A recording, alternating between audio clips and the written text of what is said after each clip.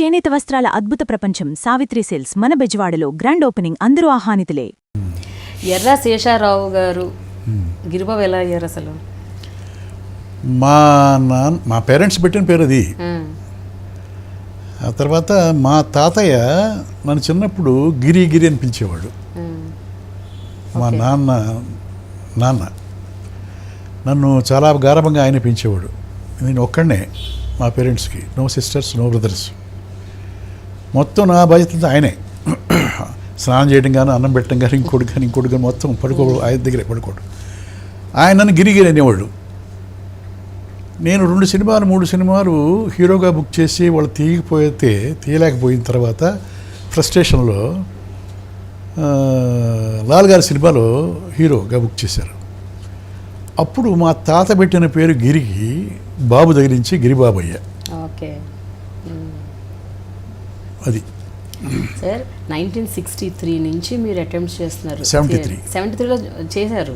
But అంతకుముందు ఒక 7-8 ఏళ్ళు ఆల్మోస్ట్ 67 బాగా స్ట్రగుల్ అయ్యారు. బాగా చెన్నై వెళ్ళటం, మళ్ళీ ఊరు వచ్చేయటం, ఊర్లో అవమానాలు మామూలు కాదు. మామూలు అవమానాలు సార్. ఏమనేవారు విలేజ్లో? ఏమంటారు? సినిమా అనేది సామాన్య విషయం కాదు. వెనక అక్కడ బ్యాక్గ్రౌండ్ ఉండాలి, గాడ్ ఫాదర్స్ ఉండాలి, అంతే కదా, లేదా స్తోమత ఉండాలి. మనం మిడిల్ క్లాస్ ఫ్యామిలీ కదా, అక్కడ స్థిరంగా ఉండటానికి స్తోమత ఉండాలి, అంతే కదా. నెక్స్ట్ సపోర్ట్ ఉండాలి, గాడ్ ఫాదర్స్ ఎవరు ఉండాలి. అవి లేవు, ఇవి లేవు, ఏమీ లేవు. పట్టుమని 1 సంవత్సరం అక్కడ ఖర్చు పెట్టుకుని ఉండాలంటే కూడా సమర్థత లేదు. వీడికి ఎందుకు వచ్చిన గొడవ? ఆ ఉన్నది కాస్త కూస్తో తగలేయటానికి ఎంతమందిని చూస్తున్నాం, 1000 మంది నాశనం అయిపోతున్నారు.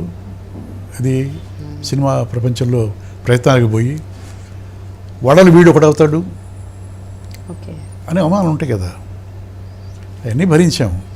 భరించి సరే, పిల్లల అదృష్టమో మా కుటుంబం అదృష్టమో సరే, మనకు రాత రాసిందో, తర్వాత అవకాశం వచ్చింది, దాన్ని సద్వినియోగం చేసుకున్నాం, అంతే కదా. ఫస్ట్ పిక్చర్ రిలీజ్ కాకముందే 7 సినిమాలు సైన్ చేశా.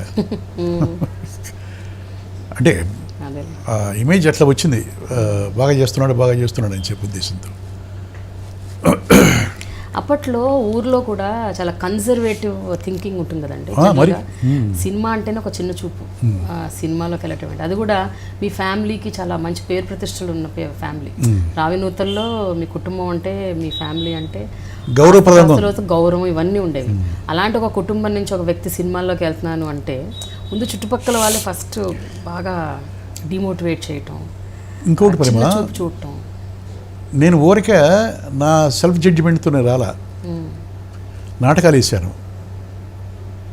ఏంటి, ఓ నాటకాల కంపెనీ రిజిస్టర్ చేసి ఊళ్ళో ఉన్న కుర్రాళ్ళందరినీ మోటివేట్ చేసి నాటకాలు వేసా.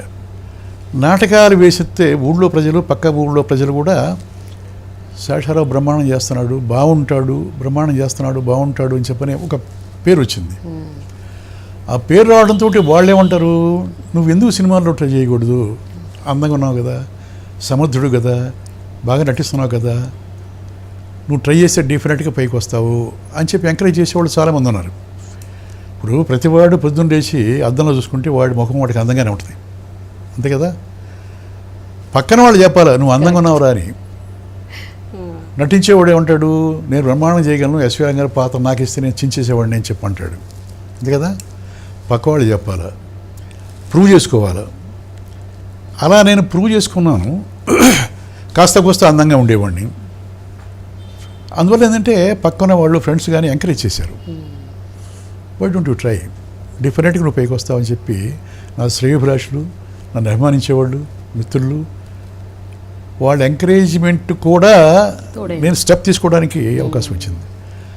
ఫస్ట్ పిక్చర్ కొత్త వాళ్ళు కావాలని చెప్పి అనౌన్స్మెంట్ వస్తే దానికి ఫోటోలు పంపించాము. వెళ్ళా, ఏదో 2 సీన్లు 3 సీన్లు వేషం సినిమాలో నటించాము అనే కోరిక ప్రతివాడికి ఉంటుంది కదా. ఆ ఉద్దేశంతో నేను వెళ్ళా మద్రాసు. వాళ్ళ మేకప్ టెస్ట్లో అయిన చేసి ఆ మనాడు చెప్పారు నువ్వే హీరో అన్నారు. నేను ఊహించిందేంటి, సినిమా ఏదో క్యారెక్టర్ 1-2 సీన్లు ముందు కనిపించాలా, లేకపోతే అసాధ్యం కదా సినిమా ప్రవేశం అని నేను పోతే మొన్నాడు వాళ్ళు ఏం చేశారు, నువ్వే హీరో అని చెప్పన్నారు. అప్పుడు నా కాన్ఫిడెన్స్ పెరుగుతుంది కదా. సరే కొన్ని కారణాల వల్ల వచ్చిన సినిమా తీయలేకపోయారు, అనౌన్స్మెంట్ కూడా పేపర్లో వచ్చినాయి. ఆ తర్వాత జీవలేషన్ గారు పిలిచి తప్పటడుగులనే సినిమాకి ఇద్దరు హీరోలు, రాజకుమార్ కొట్టి ఇంకొక హీరో కావాలి, నన్ను పిలిపించారు. మేకప్ టెస్ట్లు చేసి హీరో అన్నారు. ఇంకా పెరిగిపోయింది, ఇంకా పెరుగుతుంది. నేను పోవడంతో హీరో అంటున్నారు కనుక నేను డిఫరెంట్గా పనికి వస్తానని చెప్పాలి. ఆవిడ తేలేకపోయింది, అక్కడే స్థిరపడ్డా. ఇక నేను నాటకాలు వేసుకొని జనానికి కనిపించాలా కనుక నా కాన్ఫిడెన్స్ వచ్చింది, పెరిగింది. అప్పుడు లాల్ గారు స్వర్గాన్ని చిన్న మొదలుపెట్టారు. ఆయన 6 రీల్స్ దాంట్లో హీరో అవ్వండి, అది పోయింది, అది పోలా, ఆగిపోయింది, మధ్యలో ఆగిపోయింది. అదే. అప్పుడు ఫ్రస్ట్రేట్ అయ్యి ఊరికి వెళ్ళిపోయి ఇక మనకి జీవితంలో ఈ జాతకం లేదు, ఇక ఉన్నది కాస్త కాపాడుకుంటూ 3 పిల్లల్ని సంరక్షించుకుంటూ మన జీవితం గడపాల్సింది తప్ప ఇక మనకు అదృష్టం లేదు అని చెప్పిన ఉద్దేశం మానేశాడు. మానేసిన తర్వాత ఆయన పూర్ణచంద్రరావు గారు, అట్లూరు పూర్ణచంద్రరావు గారు, ఆయన కొత్త వాళ్ళతో జగమేమాయ అనే సినిమాని అనౌన్స్ చేస్తే దానికి మా ఫ్రెండ్ ఫోటోలు పంపిస్తే అక్కడ పోతే మళ్ళీ సెలెక్ట్ చేశారు. అది మా ఆశ మాత్రం చావట్లేదు మీరు, ఎప్పటికప్పుడు ఇలా ఇలా ఇలా బయటకు వస్తూనే ఉంది. పోతే సెలెక్ట్ చేయటం ఏంటి, షూటింగ్ మొదలెట్టడం ఏంటి, ఫినిష్ చేయటం ఏంటి. ఫినిష్ చేయకముందే 7 సినిమాలు సైన్ చేశా. సరే అక్కడ జరిగిన అది అప్పటి నుంచి ఇప్పటిదాకా వెనక్కి తిరిగి చూడలేదు. ఆ తర్వాత నేనే ప్రొడ్యూసర్ అయ్యాను, నేనే డైరెక్టర్ అయ్యాను, ఇంకా చాలామందికి అవకాశాలు ఇచ్చాను. ఇదంతా విధి, అంతే కదా. వీటన్నిటికి కారణం ఏంటంటే అవకాశం రావటం కాదు, అవకాశం వచ్చిందని సద్వినియోగం చేసుకోవడం, సమర్థతతో నిర్వహించడం. ఆ సమర్థత లేకపోతే 4 సినిమాలు చేస్తాం, 5 సినిమాలు చేస్తాం, ఆ తర్వాత ఇంటికి పంపించేస్తారు కదా. ఇక్కడ సమర్థత ఉండాలి, బిహేవియర్ ఉండాలి, అంతే కదా. ఇన్ని చూసుకోకపోతే ఈ చిత్ర పరిశ్రమ ఇమీడియట్ గెంటేస్తుంది. నేను చెప్పేది అంటే ఇప్పుడు ఇందాక మీరు అడిగిన ప్రశ్నకి ఇప్పటి వర్ధమాన నటినట్లు రావడం తొందర, పోవడం తొందర. ఎందుకంటే ఇంత తొందరగా వచ్చామని చెప్పి వాళ్ళ కష్ట నష్టాలు తెలియవు. ఓహో ఇంత ఈజీయా సినిమా ప్రవేశం అని అక్కడి నుంచి అహంకరిస్తున్నారు. ప్రవర్తనలో మార్పు వస్తుంది. ఆ వచ్చిన తర్వాత చిత్ర పరిశ్రమ వేటేస్తుంది, వెళ్ళిపోతున్నారు. వాళ్ళు ఇచ్చే సందేశం కూడా ఇదే, నేను చెప్పిన దాంట్లోనే సమాధానం ఉంది, అంతే కదా. కానీ ఊర్లో ఏమనుకునేవారు సార్ అంటే, మీరు ఇట్లా వెళ్ళిపోయేవారు, హీరో ఛాన్స్ పేపర్లలో వచ్చేది, అది క్యాన్సిల్ అయిపోయేది. మళ్ళీ వెనక్కి రావాలి, వెనక్కి వస్తే మళ్ళీ మీరు ఫేస్ చేయాలి. మీ వాళ్ళు, మీ మనుషులు, మీ చుట్టాలే కదా మొత్తం చుట్టూ ఉన్నది, మొత్తం వాళ్ళు గేలి చేయటం ఏంటి మామూలు కాదు. విమర్శించేవాళ్ళు ఎక్కువ మంది ఉంటారు. అయ్యో పాపం వీడు పనికి వస్తాడని చెప్పి పంపించాము, పనికి వస్తాడు, బట్ వాళ్ళు తీయలేకపోయారు, మా జడ్జిమెంట్ కరెక్ట్ అనుకునేవాళ్ళు నా మిత్రులు, శ్రేయోభిలాషులు కొంతమంది ఉంటారు కదా. బట్ వాళ్ళకంటే ఎక్కువ మనం ఫేస్ చేయాల్సింది విమర్శకుల్ని, ఎగతాళి చేసేవాళ్ళని. విలేజ్ కాబట్టి అదే పట్నం అనుకో, ఇది టౌన్ అనుకుంటే పక్కవాడికి తెలిసి సాగదు, అంతే కదా. విలేజ్ అంటే కాన్సన్ట్రేషన్ మొత్తం అక్కడే ఉంటుంది. అదేది హిమాలయ పర్వతం ఎట్టెక్కుతాడు ఇతను, ఎందుకు పోతున్నాడు, ఇటు పడిపోతేనే బాగుండు అని చెప్పి అనుకునేవాళ్ళు చాలామంది ఉంటారు, అంతే కదా.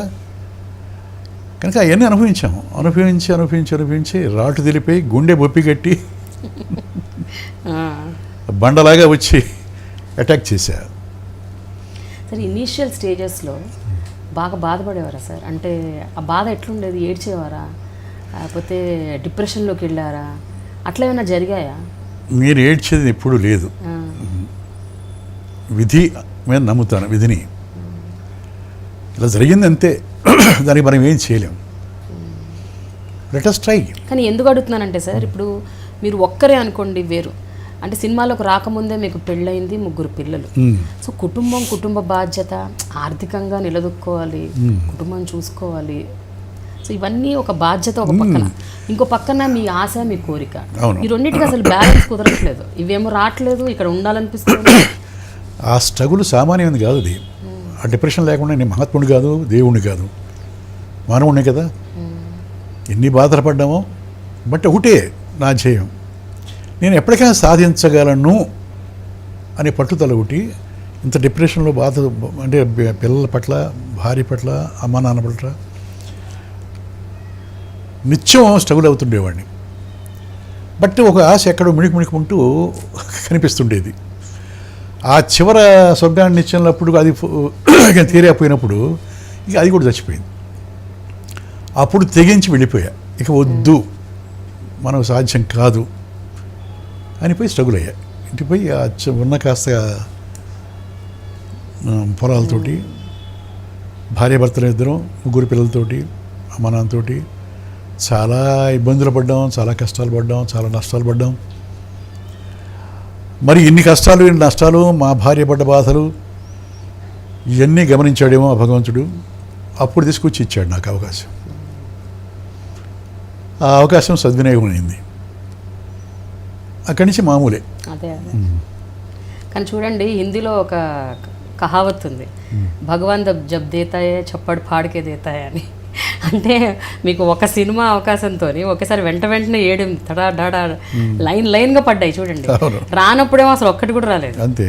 ఎంత వెంటబడి వెళ్ళి కూర్చొని కొన్ని రోజులు, ఏళ్ళు, నెలలు, అవును, వచ్చింది మాత్రం ఎట్లా వచ్చాయి. సార్ చెన్నైలో స్ట్రగుల్ ఎలా ఉండేది సార్ ఇనీషియల్ డేస్లో? 66, 67 ప్రాంతంలో మీరు వెళ్ళి అక్కడ అవకాశాల కోసం 67 ఇంటి నుంచి మర్యాదలు వచ్చేది. అంటే మీ నాన్నగారు వాళ్ళు కొంచెం ఉన్న ఫ్యామిలీ అయినా సార్? అప్పట్లో వ్యవసాయ పొలం, డబ్బులు బాగానే ఉండేవి, పర్లేదు. ఒక్కడే కాబట్టి మిమ్మల్ని మీ ఆశకి వాళ్ళు కొంచెం అండర్స్టాండ్ చేసుకునేవారా మీ నాన్నగారు, అమ్మ? నేను గారాబాగా పెంచారు. అంటే మీ డ్రీమ్స్ని వాళ్ళు యాక్సెప్ట్ చేశారా, అండర్స్టాండ్ చేశారు? నేను తప్పు చేయను అని వాళ్ళ ఉద్దేశం. అందరు చెప్పుకోవడం కూడా, బాగుంటాడు మీ అబ్బాయి, సినిమాలో పోతే బాగా రాణిస్తాడని చెప్పి పక్క వాళ్ళు చెప్పడం కూడా వాళ్ళకి ఉంది. పెద్ద నమ్మకం ఉండదు వాళ్ళకి కూడా. ఇప్పుడు మా మిస్సెస్కి మటుకు కాన్ఫిడెన్స్ ఎక్కువ మా మీద. సరే ఇక్కడికి వచ్చిన తర్వాత సినిమా తీరైపోవడం, ఇంకో సినిమా తీరైపోవడం, ఇక నేను అది ఊరికి వెళ్ళి ఫేస్ చేయడానికి భయపడి ఇక్కడ సాధించాలనే ఉద్దేశంతో నాటకాలు వేయటం ఇక్కడ చెన్నైలో అవకాశాల కోసం ప్రయత్నించడం. నేను ఇంకోటి ఏంటంటే అవకాశాల కోసం ఆఫీసుకి వెళ్ళి ప్రయత్నించను. మరి ఎట్లా వస్తే మీకు అవకాశాలు, మీరు వెళ్ళడకపోతే? అప్పట్లో ఆఫీసులకి వెళ్ళి ప్రయత్నిస్తే, ఇప్పుడు కొత్త వాళ్ళు కావాలి, కొత్త వాళ్ళతో తీస్తామంటే అది వేరు. ఇప్పుడు మామూలు హీరోస్ చేస్తున్న సినిమా పోతే మనకు వేషం అంతో ఇస్తారు. నా ఉద్దేశం అది కాదు, వేస్తే పెద్ద వేషం, మేజర్ క్యారెక్టర్ వేయాలి, ఇఫ్ నాట్ వేయకూడదు అని. అది కూడా ఎందుకంటే నాకు ఆల్రెడీ ప్రూవ్ అయింది కదా. అంటూ బొమ్మలు చెప్పిన కథని సురేష్ రామానాయుడు గారు జానపదమేది, కాంతారావు గారు, కృష్ణ గారు దాంట్లో హీరోస్. దాంట్లో ఒక యువరాజు క్యారెక్టర్ నా కోసం వచ్చింది. ఆ పాండి బజార్లో తిరుగుతుంటాడు కుర్రాడు, ఆ కుర్రాడు పట్టండి బాగుంటాడు అని చెప్పి యువరాజు వేషానికి నేను పోతే ఇట్లా సంగతి 3-4 సీన్లు ఉంటాయి బాబు, వేయముంటే ఇప్పుడే నేను ఆలోచించి చెప్తానని చెప్పి వచ్చేసా. వేయలేదా? ఓకే. సో మీకు ఫుల్ ఫోకస్డ్ ఉన్నారు, వేస్తే ఒక మంచి పాత్ర ఏదన్నా, అది హీరో ఈ విలన్. అప్పట్లో ఏంటంటే చిన్న వేషం వేస్తే అంతే కంటిన్యూస్గా, ఒక లాయర్ వేషం వేస్తే, ఒక పోలీస్ వేషం వేస్తే లైఫ్ లాంగ్ లాయరే, లైఫ్ లాంగ్ పోలీసే. అప్పుడు ప్రింట్ అది. అంటే అంత ధైర్యం చేసి పెద్ద క్యారెక్టర్లు కొత్త వాళ్ళకి ఇవ్వరు, ఎస్టాబ్లిష్డ్ ఆర్టిస్టులకే ఇచ్చేవాళ్ళు. సరే ఇప్పుడు అంటారా, మొహం బాగాలేకపోయినా పర్లేదు, వాయిస్ బాగాలేకపోయినా పర్లేదు, భాష లేకపోయినా పర్లేదు, ఏమిటి అన్ని అడ్జస్ట్ చేసుకుంటున్నారు. అప్పుడు అన్నీ ఉండాలి. ఇది భాష మీద కమాండ్ ఉండాలి, వాయిస్ ఉండాలి, నటన ఉండాలి, అందం ఉండాలి కదా. సో అలా ఉండేది. And for more videos, please subscribe to iDream. Please subscribe to iDream. Please subscribe iDream. And please subscribe to iDream. For more videos, subscribe to iDream. please like, share and subscribe to the channel. Congratulations, iDream. Subscribe to iDream. Subscribe to iDream. So subscribe to iDream Media. I డ్రీమ్కి iDream team అందరికీ huge congratulations. Please subscribe iDream Media. Please subscribe to iDream. Subscribe iDream. Please subscribe to iDream. IDream అంటే నా కళల channel subscribe చేసుకున్న నోరు తిరుగుతలేదు, మీరైతే గంట గుర్తు కొట్టండి. For more such videos, please subscribe to iDream. Subscribe to iDream. Please subscribe to iDream. Please subscribe iDream Media. Please do subscribe to iDream. Please subscribe to I dream media. For best entertainment and information, please subscribe iDream. And don't forget to subscribe to iDream.